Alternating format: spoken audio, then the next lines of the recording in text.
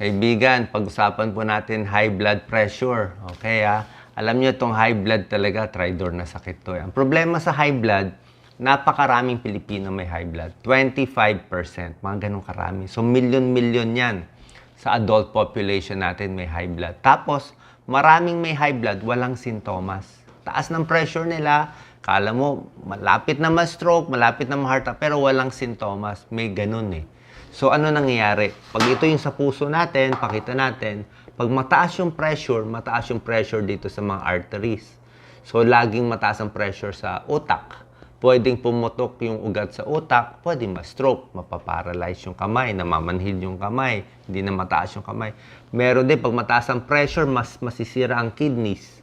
Pag nasira ang kidneys, tataas yung creatinine, kidney failure, dialysis yan, hindi po maganda. Minsan, mataas ang pressure, nahihirapan ang puso. Atake sa puso nangyayari. Ngayon, maraming kababayan kasi natin, basta walang sintomas, wala nang pakialam eh. Hindi po dapat. Kasi meron na tayong warning sign eh. Makikita mo sa blood pressure. Magpapa-blood pressure lang. Pwede sa center, I think sa mall, meron din mga nagbibigay ng, naggagawa ng libreng blood, nagpapagawa ng libreng blood pressure. So, ang gagawin natin dito, titignan nyo lang, ha?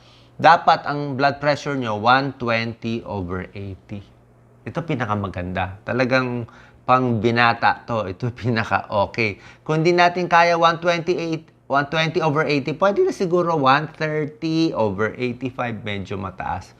Pero pag lumampas tayo ng 140/90, high blood na po yun.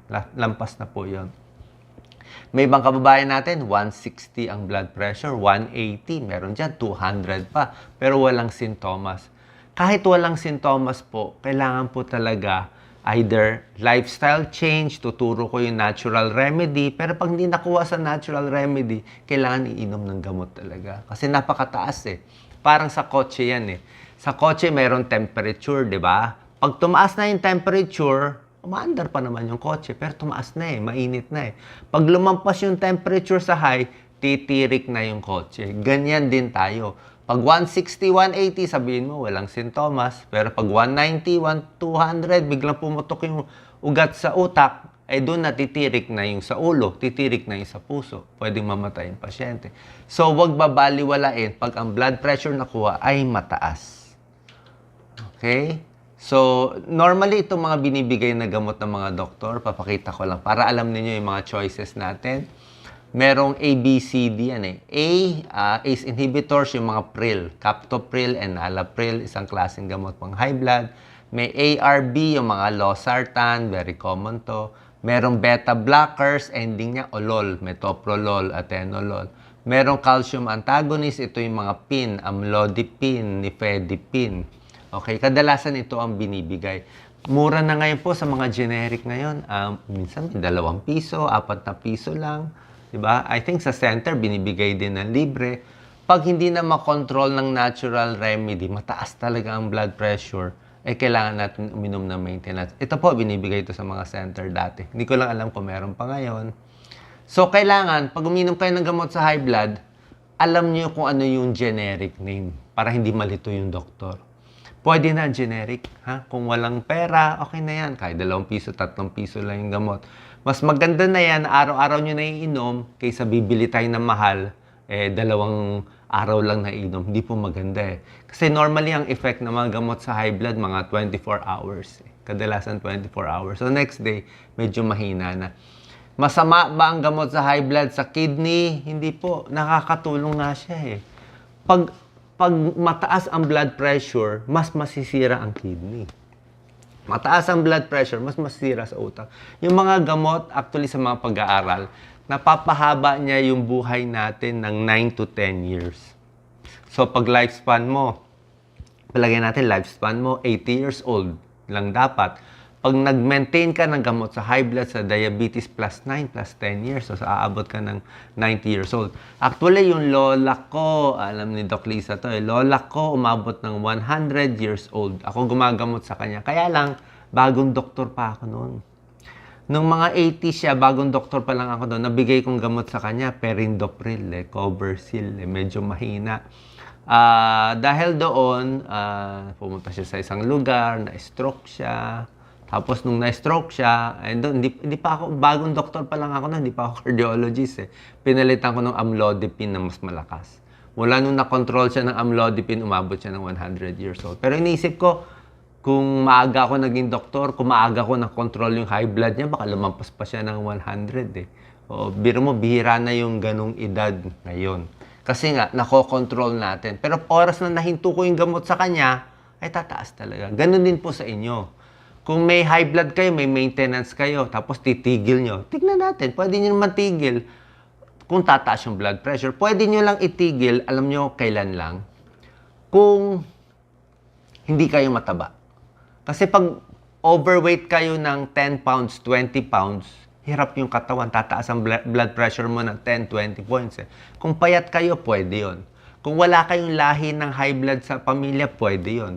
Kung iiwas kayo sa alat, patis, toyo, kakayanin din yan.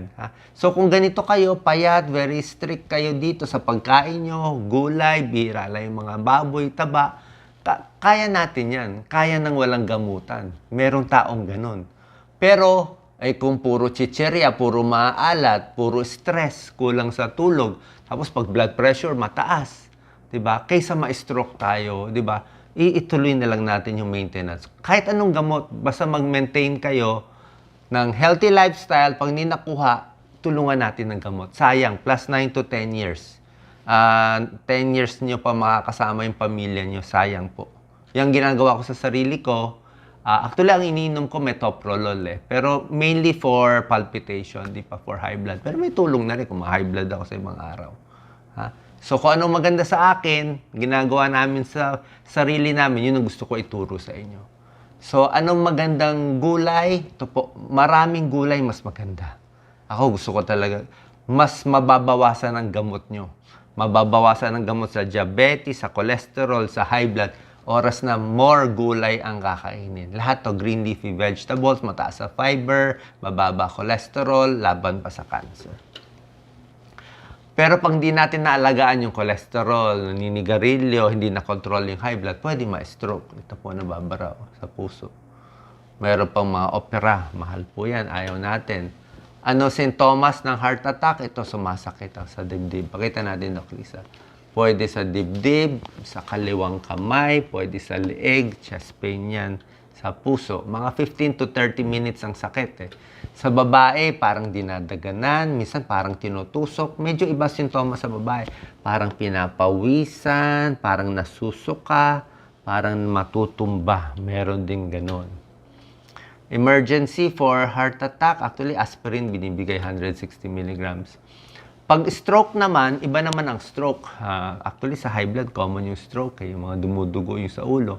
Pag stroke, biglang namamanhid yung kamay, hindi na naaakyat yung kamay. Pag pinataas mo yung kamay, isa na lang, ganyan na lang minsan nagko-collapse So lahat ito, makokontrol basta mababa yung pressure mo. Parang sa kotse nga, sinabi ko, yung temperature dapat cold lang. Oras na nag-overheat na, umiinit na yung katawan natin, tumataas na yung blood pressure, ay kailangan ipababa na natin. Pwede kayo deep breathing exercise, sinuturo ko, papayat tayo, bawas sa stress.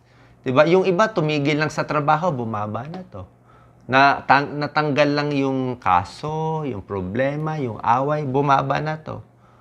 Okay? So, pero pag hindi bumababa, may lahi tayo ng high blood, tapos hindi maganda yung surroundings natin, may problema tayo, walang masama po. Mag-maintain na lang tayo, pampahaba ng buhay. Many years ago, 100 years ago, ang buhay ng tao maiksi. I-check nyo pa, 60 years old lang, patay na yung tao.